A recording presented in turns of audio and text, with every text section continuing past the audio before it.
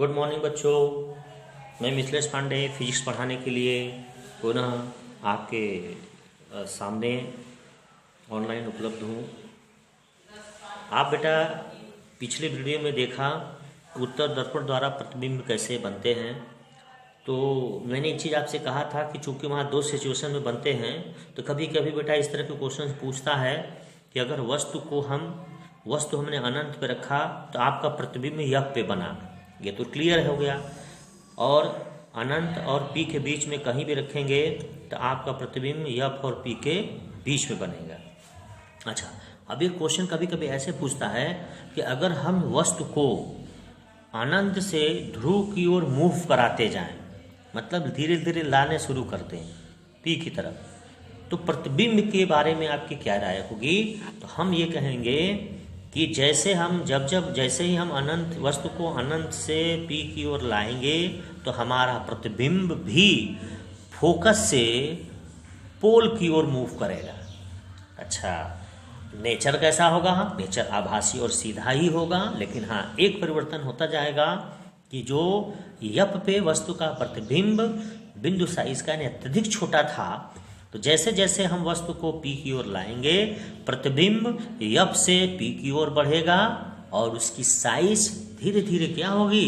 बढ़ती जाएगी। हालांकि बहुत छोटा ही रहेगा, तब भी छोटा रहेगा। छोटा का मतलब हो गया कि ये नहीं कि बढ़ती जाएगी तो वस्तु से बड़ी तो कभी संभव ही नहीं है। जब भी बनेगा वस्तु से छोटा और आभासी बनेगा। लेकिन हाँ, पिछले वाली साइज की तुलना में अगले जो साइज होगी वो बड़ी होगी। यानी अगर पहले अत्यधिक छोटा है तो उससे थोड़ी बड़ी होगी, उससे थोड़ी बड़ी होगी, उससे थोड़ी बड़ी होगी, इस तरह से। लेकिन कभी भी वो वस्तु के साइज से बड़ी नहीं होगी। तो ये मैंने आपको थोड़ा सा डायग्राम बना के समझाने की कोशिश किया था कि अगर वस्तु को अनंत से पी की ओर लाते हैं, मूव करते हैं, तो प्रतिबिंब यप से पी की ओर मूव करेगा, एवं साइज बड़ी होती जाती है। ये उत्तल दर्पण के लिए है।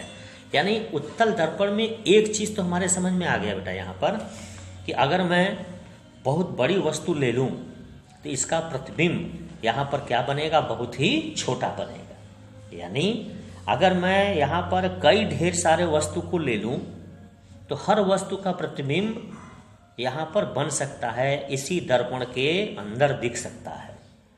यही कारण है कि हम इसका उपयोग ऐसे जगह पे करते हैं जहाँ पर हमें बहुत ज़्यादा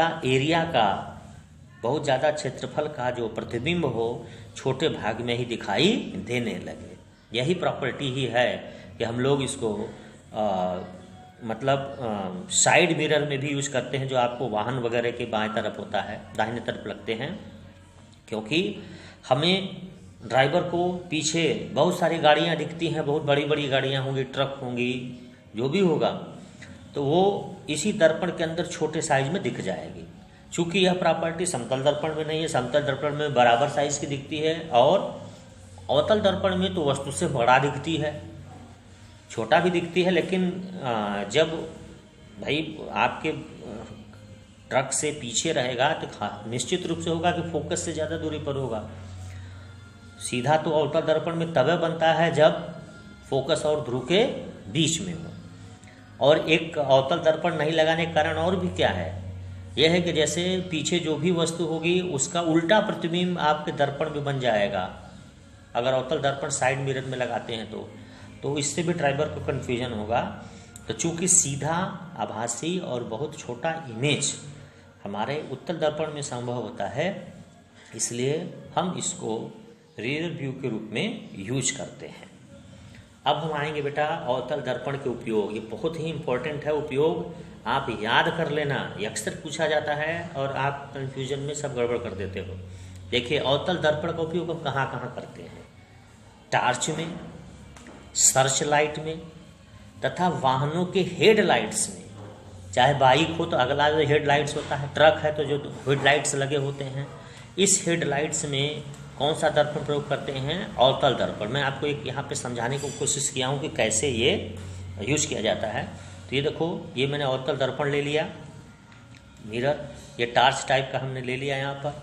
अगर बस में है तो आपका या ट्रक में है तो ये हेडलाइट लगी रहती है ऐसे आगे। अच्छा, अब यहाँ पे फंक्शनिंग कैसे होता है बेटा, देखो जो जो आपका बल्ब होता है यह इस दर्पण के जो मुख्य फोकस होता है वो पता रहता है, उसी हिसाब से बल्ब लगा देते हैं। ऐसा क्यों?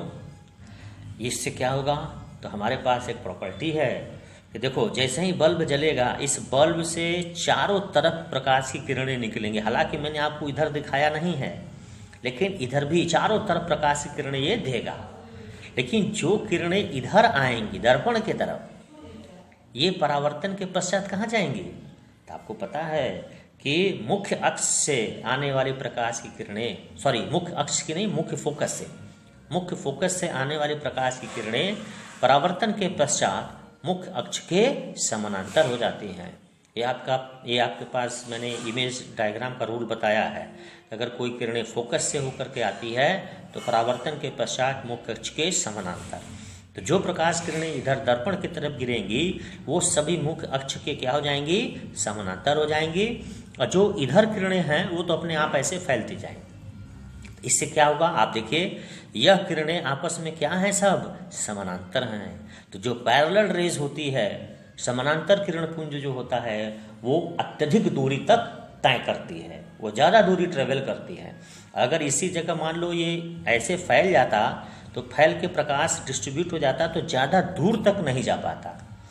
लेकिन अगर ये पैरेलल हैं तो ये ज़्यादा दूर तक जा सकती हैं। इसका मतलब है कि अवतल दर्पण को हम लोग टार्च, सर्च लाइट तथा वाहनों के हेडलाइट्स में प्रयोग करते हैं। देखो परावर्ती आपको मिला शक्तिशाली समांतर किरण पुंज जिससे दूर तक प्रकाश जाता है। यही कारण है कि हम लोग इसको यूज करते हैं। अच्छा, दूसरा क्या करते हैं? शेविंग मिरर में, यानी जो दाढ़ी बनाने का काम होता है उसमें जो दर्पण यूज करते हैं उसमें हम लोग अवतल दर्पण प्रयोग करते हैं। अच्छा देखिए वहाँ पर क्यों?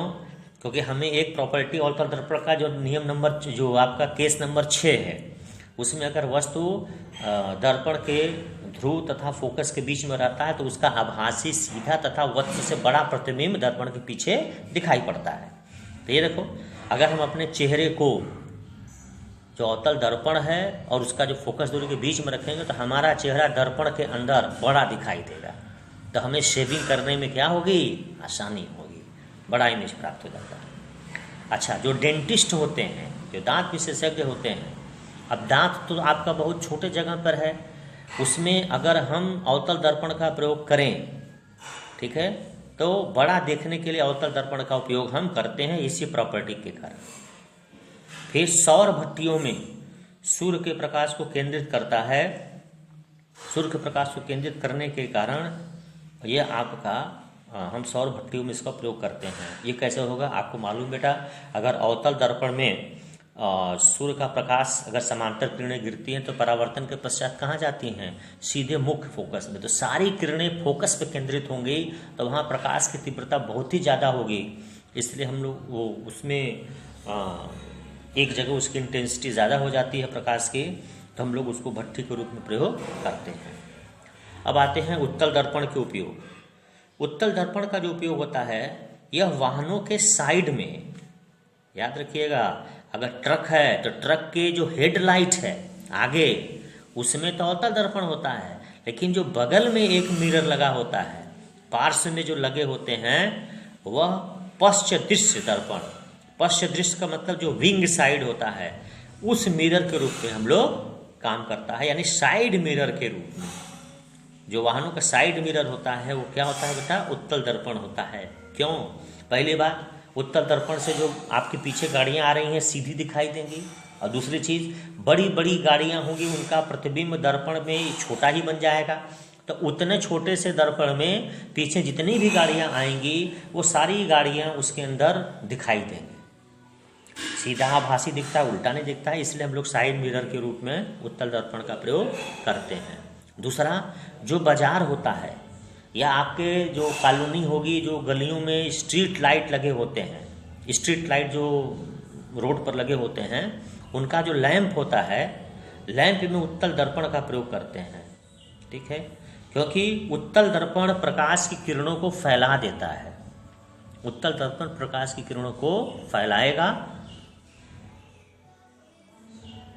इसलिए हम लोग उत्तल दर्पण का वहाँ पे प्रयोग करते हैं। ठीक है, तो ये बेटा इसका उपयोग हो गया और आप इसको ज़रूर समझ लेना। तो आज हमारा लेक्चर इतना ही रहेगा। आप इसको याद करेंगे, इसको समझेंगे कि उत्तल दर्पण के क्या उपयोग थे, उत्तल दर्पण के क्या उपयोग थे। ठीक है बेटा, बहुत बहुत धन्यवाद।